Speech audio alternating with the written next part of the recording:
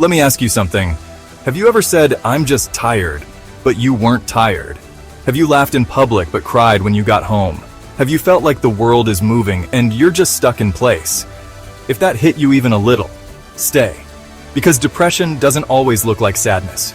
Sometimes it looks like overworking. Sometimes it looks like smiling at a joke that didn't even register. Today, we're going to uncover the silent signs of depression you should never ignore. And by the end, you'll know how to spot them, in yourself and in someone you love. You wake up and already there's a weight on you. You slept, or at least you think you did, but the rest did nothing. Every task, even the smallest ones, feel like mountains to climb. This isn't just being tired. This is exhaustion that seeps into your bones. Depression is a thief. It steals your energy even when your body is still. It disrupts the natural rhythm of your sleep, leaving you feeling drained no matter how long you rest. If you find yourself constantly battling fatigue, listen to your body. Remember that feeling? That spark of joy when you'd pick up your guitar, lace up your running shoes, or lose yourself in a good book? It used to set you alight.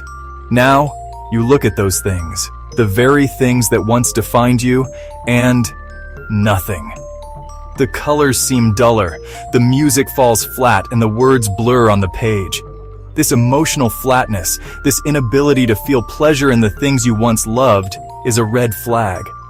It's called anhedonia, and it's a common symptom of depression. The things that used to bring you joy are now met with indifference. A void where passion and excitement once lived. It can be a subtle shift, a gradual dimming of the light, but don't ignore it. Recognize it for what it is, a sign that something deeper is going on. Depression doesn't always wear a mask of tears and sorrow. Sometimes it's far more insidious, cloaking itself in a chilling numbness.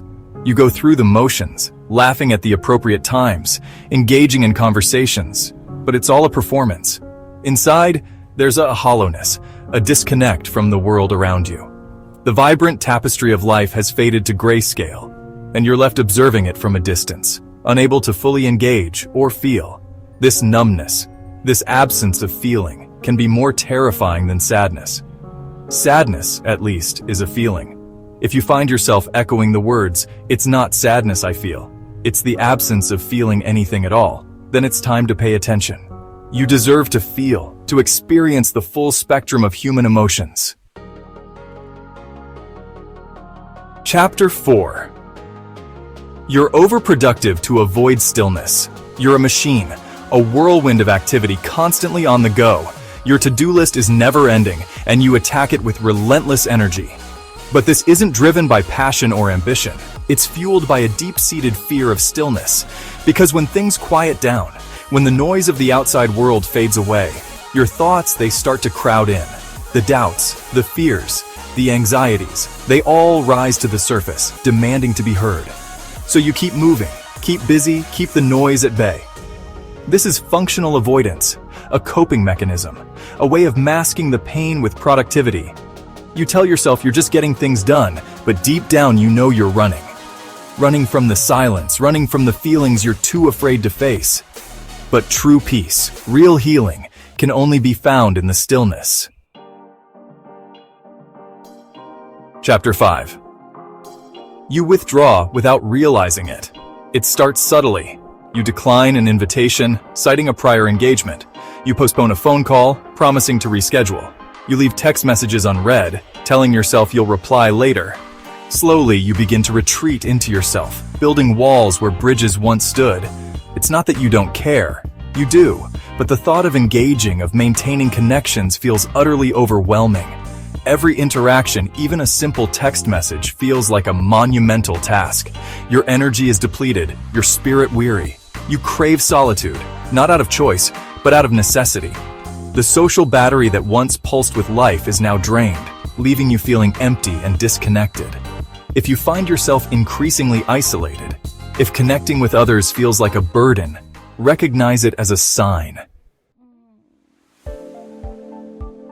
Chapter 6. Physical symptoms with no medical cause. The mind and body are inextricably linked. a delicate ecosystem where one impacts the other. And depression doesn't just reside in the confines of your mind, it manifests in your body too. The persistent headaches that plague your days, the stomach aches that appear out of nowhere, the back pain that has no apparent cause. These could be your body's way of sounding the alarm. You see a doctor, undergo tests, but the results are inconclusive. Everything seems normal, yet you feel anything but. Studies have shown that over 60% of individuals with depression experience unexplained physical symptoms. It's the mind's way of communicating its distress, expressing its pain through the language of the body. So, if you're experiencing persistent physical ailments and medical professionals are struggling to pinpoint the cause, consider the possibility that it might be stemming from your mental health. Chapter 7. Everything feels too much. Even simple tasks. The world seems to spin at a dizzying pace, while you're stuck in slow motion. Everyday tasks, the mundane things you used to accomplish without a second thought, now feel insurmountable. Making a phone call? It requires mustering every ounce of energy. Cooking a simple meal? The thought is exhausting. Responding to emails? An impossible feat. It's as if a heavy cloak of apathy has settled over you, weighing down your every move. The simplest actions feel like Herculean efforts, requiring monumental effort. This overwhelming sense of too much is a hallmark of depression. It's not laziness, it's a symptom of a brain struggling to cope. Be kind to yourself. Break down tasks into smaller, more manageable steps. Celebrate small victories. You find yourself on edge, your fuse shorter than ever before. The slightest provocation sets you off, your words laced with an uncharacteristic sharpness. You snap at loved ones, erupt in anger over minor inconveniences, and carry a constant tension in your chest. This isn't who you are. You're not an angry person. But depression? It can manifest in unexpected ways. And for some, particularly men and teenagers, anger becomes the mask it wears. It's often easier to express anger than it is to acknowledge sadness, vulnerability, or pain. So, the anger becomes a shield, protecting you from the perceived weakness of emotional expression. If you find yourself constantly irritable, if anger simmers beneath the surface, ready to boil over at any moment, take a step back. Explore the emotions simmering beneath the surface.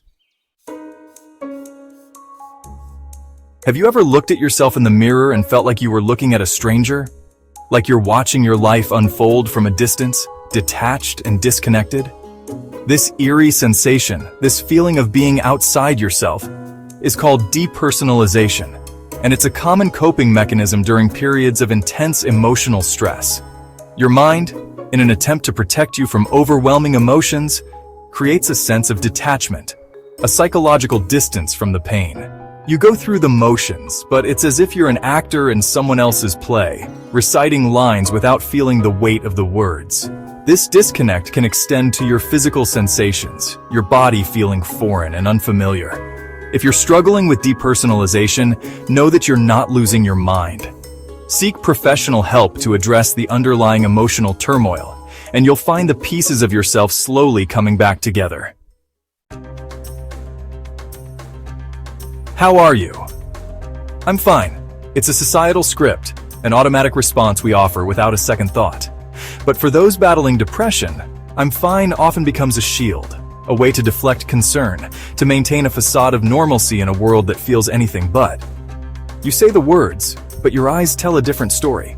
A flicker of pain, a fleeting moment of vulnerability quickly masked by a practiced smile. Deep down, you may long for someone to see through the facade, to ask again, to dig a little deeper. But the fear of burdening others, of appearing weak or vulnerable, keeps the truth locked away. I'm fine becomes a mantra, a way to silence the inner turmoil, to convince yourself and others that everything is under control, but it's not, is it? And that's okay. It's okay to let your guard down, to allow yourself to be vulnerable. Depression doesn't always scream.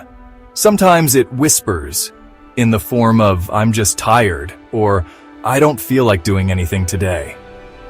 But when you listen to those whispers early, you give yourself a chance to heal before the silence gets too loud. Your mental health matters, You matter, and this world is better with you in it. Remember, you are not alone in this journey. Like this video if it helped you feel seen. Share this with someone who always says I'm fine. They might need this more than you know.